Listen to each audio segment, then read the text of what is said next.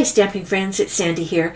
Today I have a fun and super easy technique to share. I'm creating with the Ranger Distress Oxides and the Leaf Canopy stamp set from Altenew, which has coordinating dies. For today's technique, we are watercoloring with these fabulous inks.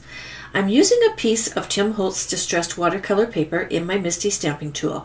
I'm using the 2 outline leaf stamps, and we'll save the solid ones for another project. I'm inking my stamp with the VersaFine Oxide Black ink. You get a clean, crisp impression with it, and it's waterproof. Depending on how juicy your ink pad is, you may need to ink and stamp a couple of times to get a really good solid image, as we are also working on lumpy watercolor paper. The Misty Precision Stamping Tool allows you to accomplish this. This ink pad has a hinged lid, so just flip it back and stamp away.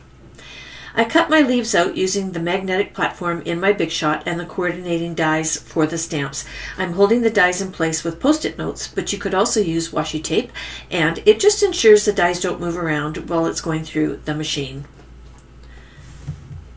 I protected my work surface with a craft mat, as this is going to be a bit of a messy project, I guarantee it.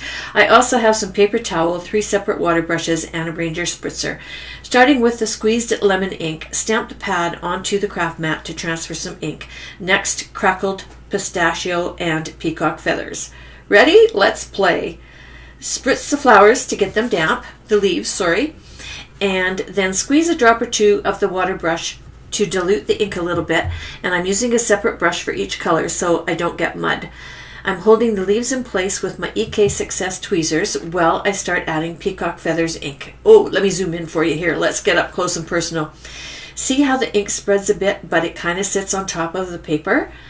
It's kind of cool. It's very interesting ink.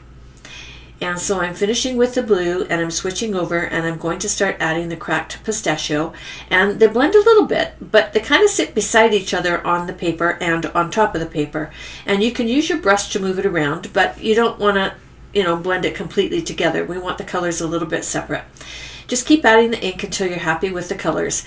Next, I'm highlighting the tips with the squeezed lemonade. And whoop, I ran out of some green. I'm going back and just adding a little bit more. Sorry, I got a bit ahead of myself there. There. And you want to clean off any water that you have on your craft mat before you do that again so that you don't contaminate your ink pad. Okay, here we go. Next we're on to the squeezed lemon. And it's going to sit on top as well, and it actually sits on top of the other colors, and that's kind of what's cool about this ink. It's opaque, and so the ink sits on top of each other, a very cool characteristic of it. So as it starts to dry, it may lighten up a little bit, so just add some more ink until you get the intensity that you desire. And I'm going back and forth with the blue and adding a little bit more of the green, because you'll see how much it's fading out as it's drying. And the water brush is helping keep it moist as well, so that it's still continuing to blend. All right, so on to the small leaf. We're going to spritz that one, and we're going to repeat again. I'm adding the blue first. And you'll notice I'm going back and forth between the 2 pieces. As it starts to dry, I'm seeing little white spots show up, and they really show up when you get your card put together. So watch for them and make sure you give them a little bit of love with some ink just to make sure that all the white is covered. It gives it a really nice finished watercolor effect if you don't have any white spots showing. All right, so back in with my lemonade to add my tips. There we go. Don't you love the freedom of watercoloring? I sure do.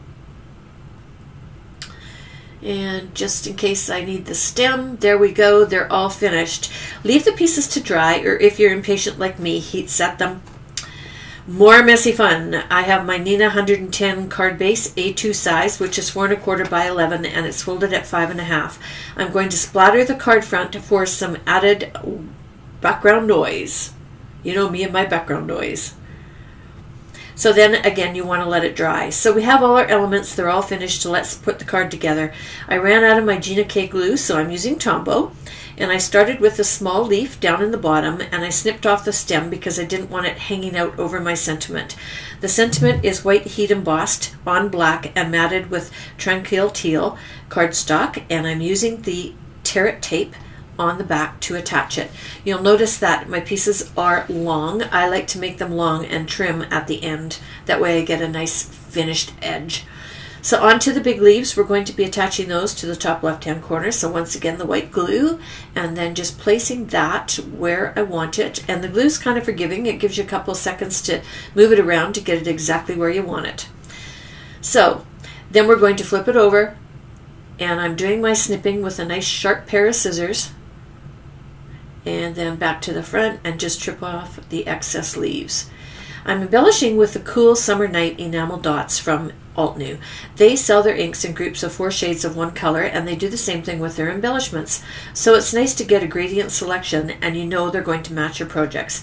I'm using my EK Success tweezers to transfer them to my card, changing my mind a few times as I go.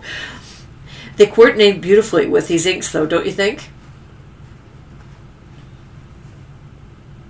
Here's the finished cards. I reversed the colors on the other sentiment, and I think I like the left one a little bit more. I have links to the products under this video, as well as a link to my blog where you can download a PDF for this card. If you're enjoying this video, please give me a thumbs up and subscribe so you don't miss my next one. Thanks so much for watching, and happy stamping!